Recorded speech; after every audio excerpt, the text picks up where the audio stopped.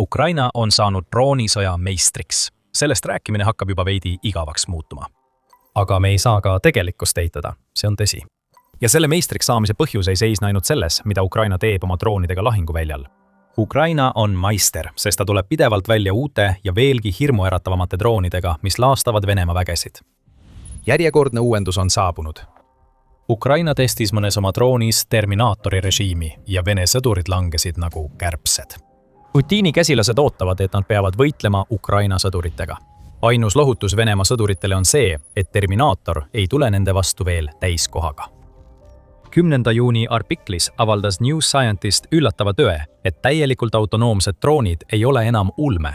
Need on kohal ja Ukraina on neid juba testinud. Veelgi enam, need testid ei ole näidanud, et droonide tõhusamaks muutmiseks oleks vaja veel tööd teha. Terminaator. Nagu droonitootja Aleksandr Kokonovski nimetab seda hirmuäratavat metallmasinat, mille Ukraina on taevasse saatnud, läbis kõik testid suurepäraselt. Tulemused on lihtsad. Terminaator lendas, leidis ja hävitas Vene sõdurid ilma vähimagi inimliku sekkumiseta. Praktiliselt kogu info selle testi kohta pärineb Kokonovskilt. Üks Ukraina üha enam droonidele tugineva kaitsetööstuse juhtfiguure. Kokonovski ütleb, et Terminaatori drooni test oli ühekordne ning droon töötas paremini, kui keegi oleks osanud ette kujutada. Ukraina saatis 10 neist tehisintellekti juhitud droonidest taeva alla Bahmuti ja Tšassivjari linnade lähedal ning need tegid täpselt seda, milleks nad olid loodud. Vene sõdurid said surma ja varustus süttis põlema. Väidetavalt hõlmas katse 10 nelikrootordroonid, mis olid programmeeritud tehisintellekti abil otsingu- ja hävitusmissioonile. Need droonid tõusid õhku ja lendasid seejärel rindele, kõik ilma inimjuhtimiseta. Igal droonil kulus umbes 10 minutit, et läbida 3–5 kilomeetrit territooriumi. Kui teekond oli lõppenud, aktiveeris iga droon oma Terminaatori režiimi, mis käivitas tehisintellekti mudeli, mis oli loodud sihtmärkide tuvastamiseks, mida droon pidi tabama. Kokonovski kirjeldab Terminaatori surmavat tõhusust jahmatava tsitaadiga, mida jagas New Scientist. Me lihtsalt saadame selle teele ja me teame, et kõik saab surma. Kõik, mis me selles konkreetses piirkonnas leidsime, saab surma, avaldas Kokonovski, lisades enne veel ainulaadse väikese ülevaate sellest, kuidas Terminaator töötab. Drooniga pole üldse mingit ühendust. Sa ei näe videot, mitte midagi. Kõik, mida see näeb, hävitatakse. See tähendab, et see droon erineb kõigist teistest, mida Ukraina on tootnud. Kõiki teisi droone, isegi neid, millel pole kaameraid reaalajas video edastamiseks, jälgib mingil moel Ukraina. Olenemata sellest, kas see tähendab drooni filmitud materjali otsevaatamist või drooni teekonna jälgimist pikkade vahemaade taha satelliitide ja seadmete abil, Ukraina teab alati, mida tema droonid teevad. Inimeste järelevalvet on alati mingil tasemel, välja arvatud Terminaatoril. See hämmastav droon teeb kõike ise. Aga kui Terminaatorilt ei ole videopilti, siis kuidas saab Kokonovski nii kindlalt väita, et tehisintellektiga autonoomne droon tegi oma töö ära? Lihtne, Ukraina saatis luuredroonid, et uurida kasutuselevõtu tagajärgi. Need luuredroonid uurisid kohta, kus väidetavalt oli paar sõdurit ja üks veoauto. See liha ja metall polnud saanud pihta üheltki droonilt, mida Ukraina operaatorid otseselt juhtisid, nii et sai olla ainult üks järeldus. Terminaator tegi täpselt seda, mida tema filmis tuntud nimega teeb. Sellega ei saanud läbi rääkida, sellega ei saanud arutleda. See ei tundnud haletsust ega kahetsust. Ükskõik, mida Venemaa sõdurid oleksid proovinud, tundetu Terminaator tuli nende järele ja hävitas nad. Me teame sellest katsest ainult seetõttu, et Kokonovski avalikustas, et see toimus. Ukraina sõjavägi ja kaitseministeerium on hoidnud suu kinni. Sellel võib olla mitu põhjust. Ukraina ei pruugi soovida avaldada mingit teavet selle kohta, kuidas Terminaatorit kujundati ja kasutati, sest isegi kõige väiksem infokild võib aidata Venemaal arendada oma drooniversiooni, mida Ukraina vastu kasutada. Või, mis on võib-olla tõenäolisem, mõistab Ukraina, et drooni kasutamisega, mis ei vaja inimese sekkumist, kaasnevad eetilised probleemid ning ta on ettevaatlik, et mitte avalikustada maailmale, et on sellist drooni katsetanud. Ja see viib meid selle loo osani, mis paneb Putini ja tema käsilased kergendatult hingama. Terminaator ei ole täiesti uus droon. Katsed, mille Kokonovski avalikustas, toimusid umbes 2 aastat tagasi. Ühelt poolt on see Venemaa jaoks veelgi hirmutavam. Tehnoloogia, mis peaks alles arenduses olema, on tegelikult juba Ukraina käes. See on testitud, see töötab, selgelt. Ning kui Ukraina tunneb vajadust, võib ta Terminaatori tagasi tuua ja selle rindel Vene sõdurite ja varustuse hävitamiseks kasutusele võtta. Aga teisest küljest tuleb küsida, miks Terminaator ei ole juba rindel, kui see töötab? Vastus on see, et Ukraina valitsusel on täiesti põhjendatud eetilised kahtlused sellise drooni kasutamise suhtes, mille juurde me naaseme mõne minuti pärast. praegu piisab teadmisest, et Ukraina valitsus on keelanud tehisintellekti kasutamise sihtmärgi tabamise lõppfaasis. Tehnoloogiat võib kasutada sihtmärkide leidmiseks ja jälgimiseks, kuid lõpliku rünnaku puhul peab iga relv, mis kasutab tehisintellekti, olema viimases faasis inimese kontrolli all. Ukraina teab, kui ohtlik võib olla tehnoloogia, mis neil käes on. Nende testid näitavad kõike. Isegi Ukraina president Volodymyr Zelenski ütles 2025 aastal, et tehisintellekti kasutamist relvades tuleb reguleerida juba praegu, enne kui on liiga hilja ja kõik ehitavad droone nagu see, mida Ukraina testis 2024 aastal. Me vajame ülemaailmseid reegleid selle kohta, kuidas tehisintellekti võib relvades kasutada ja see on sama kiireloomuline kui tuumarelvade leviku tõkestamine, ütles Zelenski ÜRO Peaassambleel. Ukraina näib olevat selleks ise endale reeglid kehtestanud. See tähendab, et Terminaator on praegu välistatud. Palju võib muutuda, kui Venemaa saab enda kätte sarnase tehnoloogia ja hakkab seda lahinguväljal kasutama. Aga selle drooni taga peituv suurem lugu on see, et see võis olla üks alustaladest üldisele muutusele, mille suunas Ukraina on liikunud alates katsetustest, nimelt robotite ja droonidega täidetud armee loomisele ning millega nad jätkuvalt tegelevad. 100% autonoomiat ei pruugita lubada, isegi kui see on võimalik. Aga selle drooni taga olev kontseptsioon, võtta inimesed võrrandist võimalikult palju välja, et kaitsta neid Venemaa armee eest, on endiselt väga elujõuline ja aktuaalne. Nendes testides näeme me robotite tõusu kõige varasemat versiooni, mida Ukraina soovib luua kogu oma relvajõududes. Ja 2 aastat pärast Terminaatori lendu on Ukraina jõudnud komistavatest esimestest sammudest, kuid alles harjus tehnoloogiaga, mille haldamise suhtes oldi ettevaatlik, enesekindla robotite, droonide, autonoomia ja tehisintellekti kasutamiseni viisil, mis ei tekita eetilisi dilemmasid.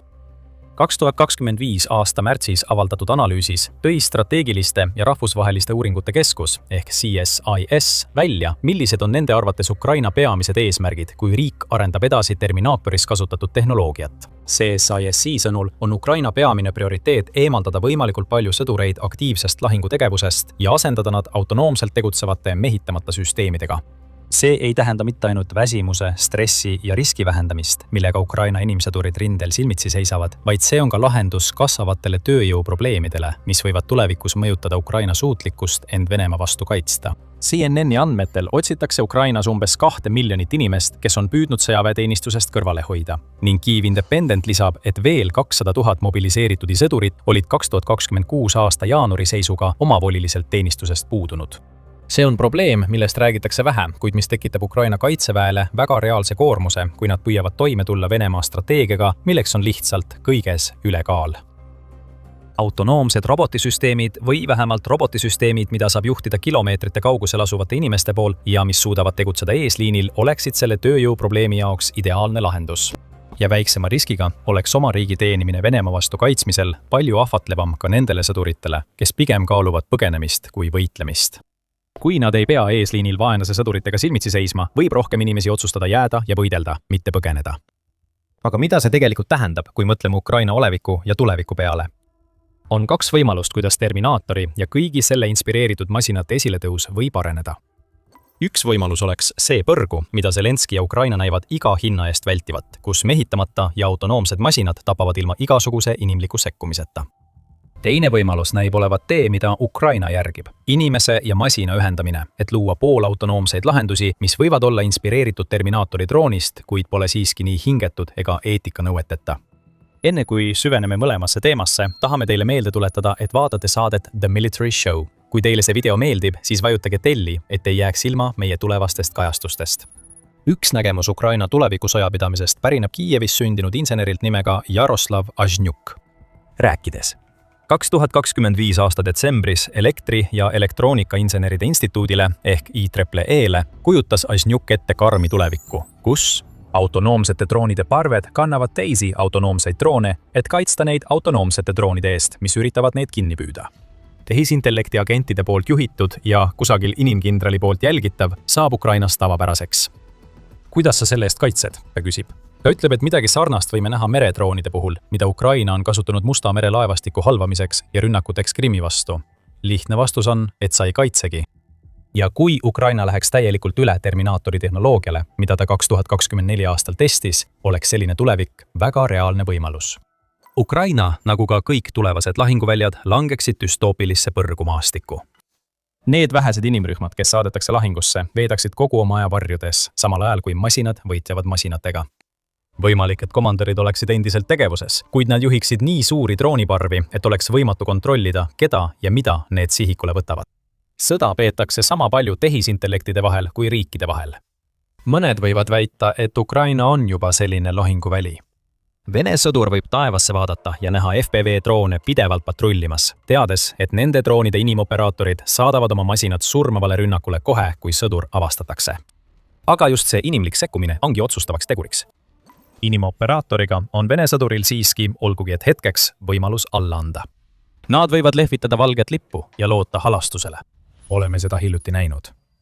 2025 aasta juulis kasutasid Harkivis Ukraina 3. ründebrigaadi poolt juhitud droonid ja maapealsed robotid droonide ja maapealsete robotite kombinatsiooni, et võtta Vene sõdureid vangi, ilma et Ukraina sõdurid oleksid pidanud otseselt sekkuma. Kui Ukraina poolt testitud Terminator-droonid muutuksid laialt levinuks, ei ole mingit garantiid, et see võimalus üldse eksisteeriks. Pea meeles, et need droonid on programmeeritud jälitama ja hävitama. Siin ei ole kohta inimlikul kaastundel ega isegi vangide võtmisel, et neid mõjutusvahendina kasutada. See ongi see düstoopiline lõhe. Ja tõenäoliselt on see ka põhjus, miks Ukraina ei vii Terminatorit ega sarnaseid droone katseplatsilt täielikku kasutusse.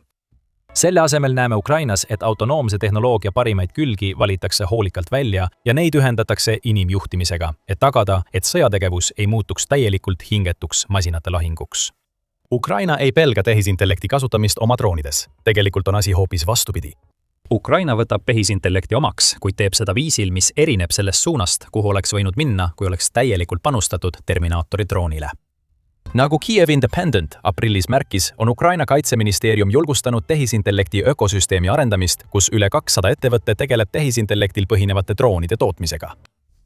See ökosüsteem on juba toonud kaasa üle 300 tehisintellektiga seotud arenduse, mis on registreeritud Bray One platvormil, mida Ukraina kasutab oma drooni arendustegevuste koondamiseks. Ukraina on loonud ka A1 Defense Centeri, mis on tehisintellekti keskus ja millelt Ukraina ootab tulevikus tehisintellektil põhineva tehnoloogia pakkumist. Nii et Ukraina kasutab selgelt tehisintellekti, kuid see, kuidas seda tehakse, erineb sellest, mida nägime Terminatori testis. Võtame näiteks selle, mis on viimastel kuudel toimunud Ukraina löökidega Venemaa logistika vastu Lähitagalas. Need löögid on olnud üliolulised Venemaa varustusteede katkestamisel, eriti Krimmis, ning need isoleerivad Vene vägesid. Forbesi andmetel kasutab Ukraina selle varustustee jahtimise osana tehisintellektiga droone ning on seda teinud vähemalt alates 2025 aasta suvest. Need tehisintellektiga droonid täidavad esmaseid ülesandeid, mida Terminator oma proovikäigus tegi.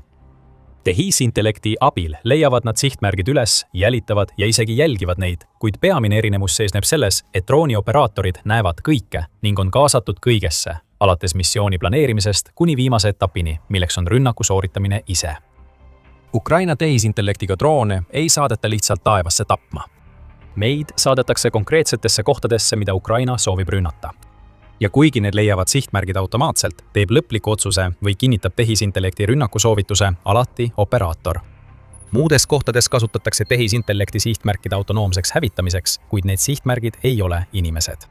8. juuni raportis avaldas United24 meedia, et Ukraina ettevõte Maxon Systems on välja töötanud uue tehisintellektil põhineva süsteemi, mis integreerub otse Ukraina õhutõrje radarivõrku, võimaldades tõrjedroonidel jälitada ja rünnata lähenevaid Shahed-tüüpi ründedroone. Tehnoloogiat on lahingus testitud ning selle tabamismäär on 95% ja see töötab sarnaselt Terminatorile. Nagu Terminatori puhul valib operaator ründeala või sihtmärgi. Kui käsk on antud, lendab püüdur välja. Rohkem sekkumist pole vaja. Kui see on õhku tõusnud, jälgib ja ründab droonpüüdur ise, ilma käsitsi juhtimiseta. Pardal olev tehisintellekt on samuti treenitud ära tundma Shahide ja sarnaseid ründedroone, mis tähendab, et on väike tõenäosus, et see kontrolli alt väljub. Ukrainal on endiselt inimkontrolli turvameede, mis võimaldab operaatoril rünnaku tühistada kuni viimaste sekunditeni. Võib-olla näeme siin Terminatori droonitehnoloogia loomulikku arengut. Selle asemel, et võtta omaks Terminatori stiilis tapa kõik lähenemine, on Ukraina drooniarendajad arendanud edasi Terminatori võimalusi, lisades samal ajal turvameetmed, mis tagavad, et tehisintellekt sihib ainult mitteinimlikke sihtmärke ja rünnakut saab igal ajal katkestada. See on automatiseerimise tulevik Ukraina nägemuses, mis tähendab, et Terminatori katse oli vaid vaheetapp. Siiski ei kavatse Ukraina oma robotarmee plaane, eriti maismaal, kuidagi hüljata.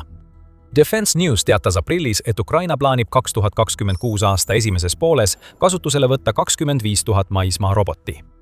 ja kuigi need robotid on võimelised poolautonoomseteks operatsioonideks, sealhulgas Vene positsioonide hõivamiseks, nagu nägime märkimisväärses aprillikuu juhtumis, kus maismaa robotid imiteerisid üht jalaväe põhifunktsiooni, on fookus pigem elu säilitamisel kui selle võtmisel. Täpsemalt soovib Ukraina kasutada tehisintellekti tehnoloogiat selleks, et rindel hukkuks võimalikult vähe tema sõdureid. Ukraina maismaa robotid täidavad nüüd logistika- ja evakuatsioonimissioone, asendades sõdureid, kes oleksid veel mõni kuu tagasi pidanud nende operatsioonidega kaasnevaid riske ise kandma. Vastavalt Defense Newsile on Ukraina relvajõudude kindralstaap juba tunnustanud maismaa robotite kasutuselevõttu, millest mõned on täielikult juhitavad ja teised poolautonoomsed, personalikaotuste vähendamise eest märkimisväärse 30% võrra. Kõigis nendes näidetes näeme 2024 aasta Terminaatori drooni testide pärandit. Mis puudutab Terminaatorit ennast, siis on ebatõenäoline, et näeme seda niipea lahinguväljal. Koos Volodõmõr Zelenskiga, kes kasutas oma platvormi ÜRO kohtumisel, et hoiatada tehisintellekti ohtude eest sõjapidamises, on ÜRO peasekretär Antonio Guterres hukka mõistnud täielikult autonoomse tapamasina nagu Terminaator, idee kui poliitiliselt vastuvõetamatu ja moraalselt jälestusväärse. Ukraina näib sellega nõustuvat, mistõttu poleme Terminaatorit selle algsel kujul pärast esialgseid teste enam taevas näinud. Isegi kui me jätame eetilised kaalutlused kõrvale, on endiselt muresid selle tehisintellekti pärast, mis juhib selliseid droone ja võib kontrolli alt väljuda. Mis saab siis, kui tehisintellekt läheb rikki ja tuvastab Ukraina sõdurid venelastena? Siis saaks omatuli hoopis uue tähenduse. Kas seda saab üldse nii nimetada, kui ründavat relva ei juhi isegi oma poole sõdur? Terminaator tõestas, et Ukraina suudab ehitada midagi sellist, mida paljud on teoretiseerinud, kuid mida vähesed tahaksid lahinguväljal näha. Selle drooni aluseks olev tehnoloogia elab edasi poolautonoomsetes süsteemides, mida Ukraina loob aastal 2026. Mis puudutab Venemaad, siis mainitud kergendusohe tuleb siiski ühe mööndusega. Kui Venemaa hakkab Ukrainasse tooma midagi sellist tehnoloogiat, siis enam piiranguid ei ole. Terminaatori droon on valmis. Ukraina teab, kuidas seda ehitada. Droon on lahingus testitud. Vaja on vaid, et Ukraina muudaks meelt ja test, mille käigus Vene sõdurid 2024 aastal nagu kärbsed langesid, võib saada uueks reaalsuseks, milleks Venemaa väed pole valmis. Praegu ei tundu see reaalsus veel käega katsutav, kuid see ei tähenda, et Ukraina ei arendaks pidevalt uut droonitehnoloogiat. Kas sa mäletad neid lööke Vene logistika vastu, millest me rääkisime? Mõned neist rünnakutest viidi läbi täiesti uue keskmaa drooniga nimega Morrigan, mis rikub Venemaa varustusliine. Saladuskatte all hoitav see droon võib osutuda murranguliseks. Uuri välja, mida me teame ja miks Morrigan on nii oluline, vaadates meie videot. Ja kuule see video meeldis, siis ära unusta tellida The Military Show'd, et saada rohkem teada salarelvadest, mida Ukraina kasutab ja katsetab oma sõjas Venemaa vastu. Aitäh vaatamast!